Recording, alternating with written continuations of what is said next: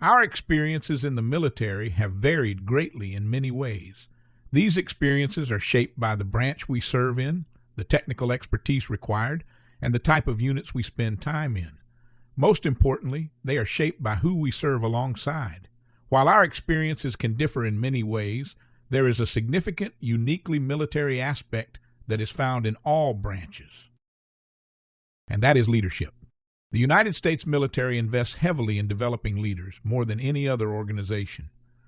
Military leaders are a national asset, funded by taxpayers, yet their talents are often underutilized after their service. Small business ownership represents a viable career path for these leaders.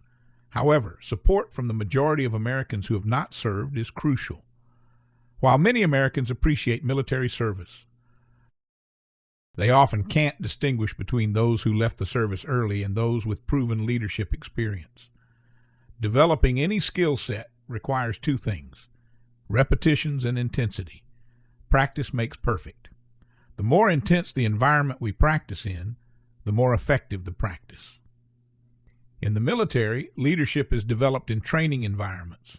NCOs and officers go through months or even years of training before they are assigned to lead other service members.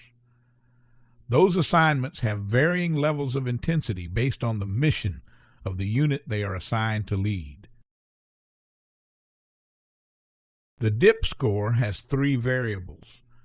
Duration represents how long a service member was in a leadership role in months.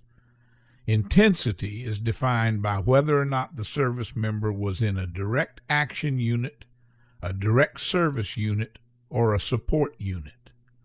Finally, performance is based on documented evaluations of the service member's demonstrated leadership abilities. Each of these three variables can be represented by an objective number. Duration times intensity times performance results in a numeric score. Here's an example of a career NCO. He held 7 different leadership positions over his career, and we can see how long he was in each role, how intense it was on a scale of 1 to 3, and how his senior rater evaluated his performance. Above average results in a 3, average in a 2, and below average would be a 1. We can multiply these three variables to get a score for each position and a score for the entire span of experience as a leader.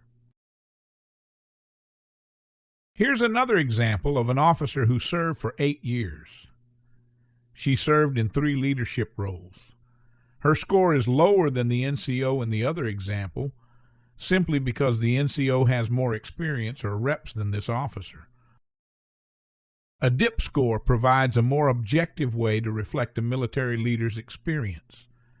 By being objective, it rewards leadership success in the military by providing a meaningful metric to the civilian world. Once military service ends, it is not correlated to rank at all. The DIP score provides a valuable metric for civilian supporters of veterans, like hiring managers, bankers, and investors, much like a credit score. These stakeholders don't necessarily have to know what's behind the score itself to understand that the higher the number, the more experienced the veteran is as a leader. Finally, it serves as a recruiting tool. Military service would be even more beneficial for those who volunteer if they had a good way to show people who may not understand military leadership firsthand that they now possess leadership ability based on their military service. So we invite you to get your score today. It's free. By filling out the form, we will issue an unverified score.